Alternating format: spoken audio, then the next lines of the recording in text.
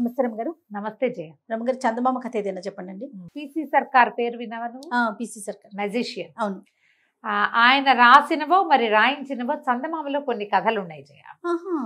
ఆయన కొన్ని magic tricks చెప్పి ఓకే, దానికి బేస్ ఒక స్టోరీ క్రియేట్ చేసినవి కొన్ని కథలు కనిపిస్తాయి. ఇవి 60s లో పిసి సర్కార్ కథలు అని ఉన్నాయి. ఆయన పేరు మీదే ఉన్నాయి. ఆయన పేరు మీదే ఉన్నాయి పిసి సర్కార్ రాసిన కథలు. అంటే నేను అనుకుంటా ఆయనే తెలుగులో రాసి ఉండకపోవచ్చు. ఆయన ఏదైనా ఒక ట్రిక్ గనక చెప్తే దానికి కథకులు ఎవరో డెవలప్ చేసి ఉండొచ్చు అని భావిస్తా అని అనుకుంటున్నా. మరి నేను బాగుంటాయి కొన్ని కథలు. పూర్వమట ఒక గ్రామం నుంచి కొంతమంది బయలుదేరి పూరి యాత్రకి వెళ్తున్నారు. అప్పట్లో రైళ్లు సౌకర్యాలు ఏమున్నాయి? ఏం లేవు. జట్లు జట్లుగా బయలుదేరేవాళ్ళు. మనం యాత్రలు చేసేటప్పుడు ఎప్పుడు ఒంటరిగా వెళ్ళకూడదు. అడవిలో నలుగురితో కలిసి వెళ్ళమంటారు. ఎందుకంటే ఏదైనా ప్రమాదం వస్తే నలుగురు నాలుగు పక్కలకి పరిగెడతారు, నలుగురు అరుస్తారు, నలుగురు కలిసి శబ్దాలు చేస్తారు. మనం మాట్లాడుకుంటూ వెళ్తాం, ఆర్చుకుంటూ నవ్వుకుంటూ మాట్లాడుకుంటూ వెళ్తే జంతువులు మన దగ్గరికి రావు. ఇంత పదఘట్టనలు బాగా దబా దబా శబ్దం అయితే పాముల దగ్గరికి రావు. ఎవడైనా మన మీద పడితే నలుగురు కలిసి తిరగబడ్డానికి అవకాశం ఉంటుంది. ఏదైనా ప్రమాదం ముంచుకొస్తే కనీసం ఈ నలుగురిలో ఇద్దరైనా ఊళ్ళలోకి వెళ్ళి ఏదైనా చేయగలుగుతారు. ఎప్పుడు గుంపులుగానే వెళ్ళాలి. అయితే ఈ తీర్థయాత్రలకు వెళ్ళే కాలంలో ఏం చేసేవాళ్ళు, ఏదైనా గూడ్స్ ఒక బండి ఉందనుకోండి, అందరి సామాన్లు ఆ బండిలో వేసి బండి వెనకాల నడుచుకుంటూ పోయేవాళ్ళు. మోయకుండా. ఒకటి బండి లేదనుకో, ఒక 6గురో 7గురో, ఇందులో బలశాలు ఎవరైనా ఉంటే వాడు ఇంకొంచెం ఎక్కువ మూట మోసేవాడు. మోసుకెళ్ళేవాళ్ళు కదా. మనక మళ్ళీ ఇన్ని బట్టలా ఇన్ని పాతలా జయ, గోళ్ళు ఉండేది కాదు. చాలా తక్కువ బట్టలతోటి మినిమం సామాన్లతోటి వెళ్ళేవాళ్ళు. మధ్యలో ఏదైనా ఒక ఊర్లో మనం మజిలీ చేసినప్పుడు లోకల్గా బట్టలు ఉతిగారేసుకోవటం. సాయంకాలాలు ఆరేస్తే తెల్లారిపాటికి ఆరిపోతాయి. ఎక్కడైనా అలసిపోయారనుకో బాగా, ఆ పూట అక్కడ ఉంటే బట్టలన్నీ ఒకసారి ఉతుక్కోవటము ఉతికించుకోవటము చేసేవాళ్ళు. చాకళ్ళు ఎవరైనా దొరికితే ఉతికించుకునేవాళ్ళు. లేదే వెళ్ళే చెరువులో పిండి ఆరేసుకుని అరగంటలో ఆరిపోతాయి. బట్టలు ఎంతలో కారుతాయి. అలా పైగా ఆరని బట్టల వ్యవహారం లేదప్పుడు. అందరూ పంచెలు ఉత్తరీయాలు, ఆడవాళ్ళకి పెట్టికోట్ హడావిళ్ళు అవి ఏమి లేవు, ఒట్టి చీరలు. పైగా ఈ యాత్రల్లో ఆడవాళ్ళు చాలా తక్కువ, మగవారే ఎక్కువ ఉండేవాళ్ళు. కనీసం ఎన్ని పద్ధతుల్లో మార్పు రమ్మగారు. ఒక యాత్ర అనే విషయం మాట్లాడుకుంటే ఎన్ని వెనక్కి వెళ్లాల్సి వస్తుంది, ఎన్ని విషయాల్లో మనం మార్పుగా ఉన్నాము కదండి. బట్టల దగ్గర నుంచి, తిండి దగ్గర నుంచి, వస్తువుల దగ్గర నుంచి, వెళ్ళే జనాల దగ్గర నుంచి చాలా మార్పులే. ఈ జట్లుగా వెళ్లే వాళ్ళలో అజితుడని ఒక పల్లెటూరి కుర్రవాడు. అజిత్ మంచి బలశాలి, కర్రసాములో వాడిది అందవేసిన చెయ్యి, చాలా గట్టివాడు. అయితే వెళ్తుంటే ఏమైంది, పూరి నగరానికి కొంత యువతలు ఉండగానే పూరికి అంత ఒక 4 రోజులు ఇంకా ఉంది. రఘు అని ఒక దోపిడీ దొంగ, వాడు నాయకుడు. వాళ్ళు పట్టేశారు వీళ్ళని. పట్టేస్తే వీళ్ళ దగ్గర ఏముంటాయి, ప్రయాణం అక్కడ పూరిలో సమర్పించడానికి ముడుపులని మొక్కులని అక్కడ ఇచ్చుకోవడానికి అక్కడ కర్మకాండాలు అవి చేసుకుంటారు. అవును. ఇక అంటే మన ఏమంటారు, తర్పణాలు అవి విడవడానికి ఎక్స్ట్రా డబ్బు చిన్న చిన్న మూటల్లో దాచిపెట్టుకుంటారు. ఎంతో కొంత ఓ కడియమనో ఏదో ఉంటాయా, ఉంగరాలనో, ఇవన్నీ కొట్టేశారు. ఆ రఘు ఏం చేశాడు, ఒక పెద్ద గుంపుని వేసుకుని వీళ్ళ మీద పడ్డాడు. దారి దోపిడీ వాళ్ళు ఓకే పడేసరికల్లా అజిత్ మంచి కరసాము కదా, వాడు తిరగబడ్డాడు. చేత వచ్చిన వాడు ఆగడు కదా. తిరగబడేసరికల్లా రఘు గట్టిగా అరిచి కేకలు పెట్టాడు. ఏమిటి కాళికదే వరప్రసాదిని నాకు నా మీద తిరగబడతావుగా అన్నాడు. ఇక కొట్టాడు, అది కొట్టాడు. మొత్తానికి 4 మీద పడి ఈ అజిత్తుని పట్టేశారు. కొంతమంది పారిపోయారు, అందరి దగ్గర నుంచి డబ్బులు లాగేసుకున్నారు. తిరగబడ్డాడు కాబట్టి వీడిని వదిలిపెట్టలా వాళ్ళు, మిగిలిన వాళ్ళని వదిలేశారు. అయితే వాడి బందుపాటు దొంగలు ఇంకా ఉన్నారు కదా, దారి దోపిడీ వాళ్ళంతా అన్నారు, కత్తి ఒకటి ఇచ్చారు రఘుకి. ఇచ్చి ఒక్క వేటితో వీడి తలనరికేయమన్నారు. అనేసరికి కాదు తలనరికేదు, సర్వలక్షణ సంపన్నంగా ఉన్నాడు, వీడిని కాళికకి బలిద్దాం. ఈ దారి మన ఏమన్నా బందిపోటు దొంగలు, దారి దోపిడీ దొంగలు, దోపిడీ ముఠాలన్నిటికీ కాళికాదేవే వాళ్ళ దేవత. వాళ్ళు వెళ్ళేటప్పుడు కాళీకి చెప్పెళ్తారు, యాత్ర సఫలం చెయ్యి అని. తిరిగి వచ్చాక మేకపోతున్నావు వేటపోతున్నావు ఇస్తారు, ఏనిపోతున్నావు, ఇప్పుడు వీడిని ఇచ్చేద్దామన్నాడు. అనేసాక పట్టేశారు. మిగిలిన వాళ్ళంతా అల్లబోదిబో అయ్యో కుర్రాడు వదిలే అన్నారు. వదిలేయలేదు వాడిని ఈడ్చిపోయారు. ఆ జీతని ఈడ్చుకెళ్ళిపోయారు. సరే ఏం చేశారు, ఒక కుటీరంలో బంధించారు. ఇతను పాపం వాళ్ళ తాత ముత్తాత అందరివి పేర్లు అవి రాసుకున్నాడు. పూరి యాత్రకు బయలుదేరాడు స్నేహితులతోటి. అందరు కొంచెం పెద్దవాళ్ళే, వయసు మళ్ళిన వాళ్ళు. ఏం చేయాలో తెలియదు, ఎట్లాగైనా తప్పించుకోవాలని చాలా చాలా చాలా ప్రయత్నం చేశాడు. ఏమీ కుదరలా.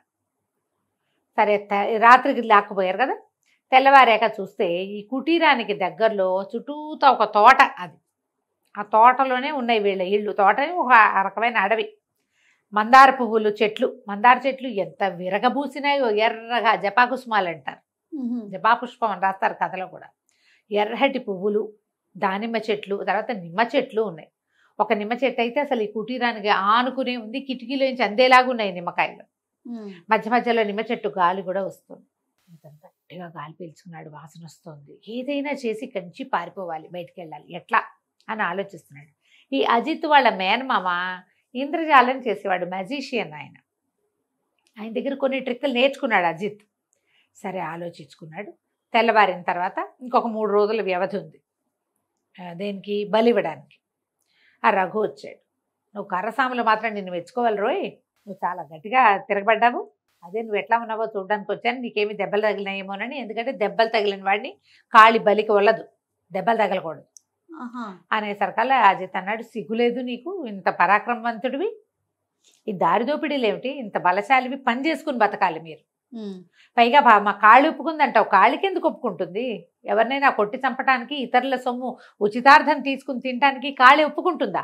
కాళికి పేరు పెట్టుకుని నువ్వు ఇలాంటి పనులు చేస్తున్నావు, చక్కగా నిజాయితీగా బతకండి, అందరూ బలశాలు, నాగలు పెట్టి దున్నారంటే పంటంతా మీదే, ఇట్లాంటి పనులు చెయ్యొద్దు నువ్వు అనేసరికల్లా లాగి కొట్టబోయాడు రఘు, 3 సలహాలు ఇవ్వద్దని. కానీ ఇతనికి ఏదైనా దెబ్బ తగిలితే దీనికి పనికిరాదు, బలి ఇవ్వటానికి అనేసరికల్లా ఏం కాదు, నువ్వు ఇట్లాంటి పిచ్చి పిచ్చి కబుర్లు చెప్పద్దు మాకు, మేము ఎంతమందినో వేసేసాం, ఎంతమందినో కాళికి బలిచ్చాం, ఎన్నో బలు ఇచ్చాం, కాళికి ఎప్పుడు మా వైపే ఉంది.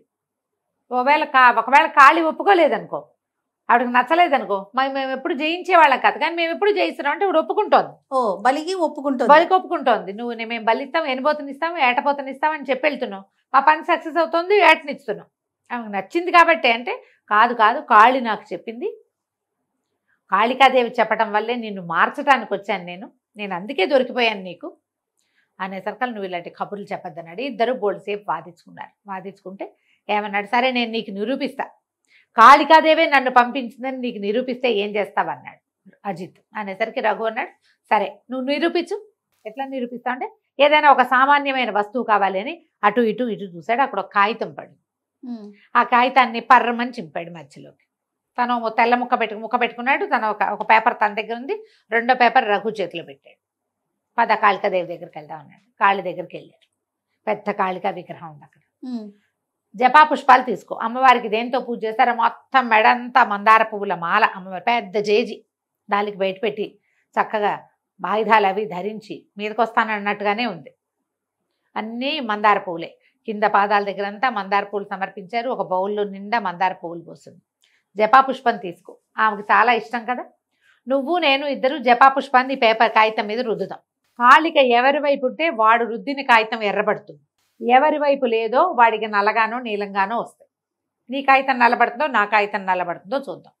రఘు ఏమంటాడు, కాళికాదేవి దయ వల్లే నేను బలివ్వడానికి నువ్వు నాకు దొరికావు, నువ్వు నాకు వరప్రసాదానివి, కాళికా వరప్రసాదానివి నువ్వు కాదు, నా కోసం వచ్చావు, నువ్వు మనిషిని బలేస్తానని చెప్పా, అందుకే మనిషిని చిక్కిచ్చింది నాకంటాడు.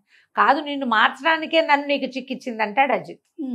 సరే ఇద్దరు చేరుకోక మందార పువ్వు తీసుకున్నారు. వాళ్ళకి తెలుసు అక్కడ ఉన్న వాళ్ళందరికీ మందార పువ్వుని నలిపితే అంత ఎర్రటి పువ్వు నల్లగా అవుతుంది, వేళ్ళు కూడా కొంచెం రంగు మారుతాయి, ఎరుపెట్లా వస్తుంది. అవును, అందరికీ తెలిసిందిగా, లోక సహజమైంది. సరే చెరో మందార పువ్వు తీసుకున్నారు, తొడుని దగ్గర పట్టుకుని పేపర్ల మీద రుద్దారు. 1 నిమిషం తర్వాత ఆశ్చర్యం జరిగింది. అక్కడ రఘు చేతిలో ఉన్న కాగితం నీలంగా నల్లగా మసిమరకల్లాగా కనపడుతున్నాయి, లేత రంగు మసి. కానీ అజిత్ దగ్గర ఉన్న కాగితానికి మాత్రం ఎర్రటి రంగు వచ్చింది. ఆశ్చర్యపోయారు.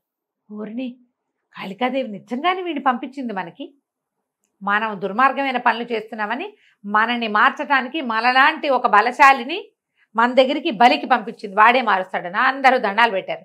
రఘు అయితే సాష్టాంగపడిపోయాడు. మహానుభావుడు నువ్వు, కాళికి నిన్ను పంపించింది మా కోసము, నువ్వేం చెప్తే అది చేస్తాం అంటే దొంగతనాలు మానేయండి, కాళికకి మనుషుల్ని బలివ్వద్దు, వ్యవసాయం చేసుకోండి. ఈ చుట్టుపక్కల గంగానది పరివాహక ప్రాంతం అంతా చాలా సుభిక్షమైన ప్రాంతం. ఒక్క విత్తనం వేస్తే పుట్లు పండుతాయి అక్కడ, వందల పుట్లు. ఒక ఎకరం చేశారంటే చాలు. అందరూ కలిసి వ్యవసాయం చేసుకోండి, మీ దగ్గర ఉన్న గొర్రెపోతులను పెంచుకోండి, ఎనుబోతులను పెంచుకోండి, కానీ ఈ పని చెయ్యొద్దు ఓకే. కాళికకి సాత్వికాహారాన్ని బలివ్వండి, దానివల్ల మీరు కూడా సాత్వికులుగా మారతారని చెప్పాడు. అజిత్ సామాన్లు అజిత్ కప్పచెప్పేసి అతన్ని ఒకళ్ళిద్దరు తోడొచ్చి పూరీ నగరానికి వెళ్ళే దారిలో వదిలిపెట్టేశాడు. ఈయన ఇంద్రజాలం చేసేటువంటి తన మావయ్యకు దండం పెట్టి అజిత్ వెళ్ళిపోయాడు. ఏం చేశాడు అజిత్? నిమ్మ చెట్టు ఉంది అక్కడ, ఒక నిమ్మకాయ కోసి దానికి గోరుతో ఘాటు పెట్టి దాన్ని రసాన్ని తీసుకున్నాడు. అజిత్ దగ్గర ఒక కాగితం ఉంది. వెళ్ళేటప్పుడు ఏం చేశాడు? పూరీ నగరానికి బయలుదేరాడు కదా, తాతవి, నాయనమ్మవి, అమ్మమ్మవి అందరివి గోత్రనామాలు రాసుకున్నాడు. తన స్నేహితుల్లో పెద్దవాళ్ళు పోయిన వాళ్ళవి రాసుకుని ఒక కాగితం తెచ్చుకున్నాడు. ఏం చేశాడు? ఈ కాగితాన్ని మధ్యకి మడిచి ఆ కాగితం వాడి జేబులో ఉంది. ఒక ముక్కకి నిమ్మరసం రాసేసి కొంచెం ఆరనిచ్చి నలిపి అక్కడ పడేసాడు. తర్వాత ఏం చేశాడు? రఘు రాగానే మరి మాట్లాడుకున్నాక ఏదో ఒక సామాన్యమైన వస్తువైనా కాళిక ప్రూవ్ చేస్తుందని చెప్పి ఆ నలిగి కింద పడిపోయిన కాగితాన్ని తీసి ఆ కాగితం వీడే పడేశాడు. తన జేబులోంచి తీస్తే వాడు నమ్మడు.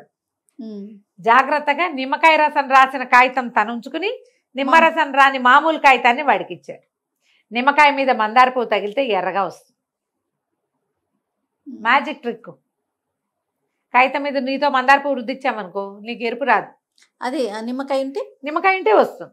ఆ ట్రిక్ ప్లే చేసి కాళికాదేవి ప్రత్యక్షమైందని చూపించి ప్రాణాలు రక్షించుకున్నాడు అజిత్. బాగుంది కదా మహేంద్రజాల కథ? చాలా బాగుందండి. ఇలాంటివి బోల్డ్ కథలు ఉన్నాయి జయ, కొంచెం ఓపికగా చెప్పుకోవాలి. ఓకే, నెక్స్ట్ టైం చెప్దాం మళ్ళీ ఇంకోటి. తప్పకుండా అండి. నమస్తే. నమస్తే జయ. సుమన్ టీవీలో మీ పర్సనల్ అండ్ బిజినెస్ ప్రమోషన్స్ కోసం కింది నెంబర్కి కాంటాక్ట్ చేయండి.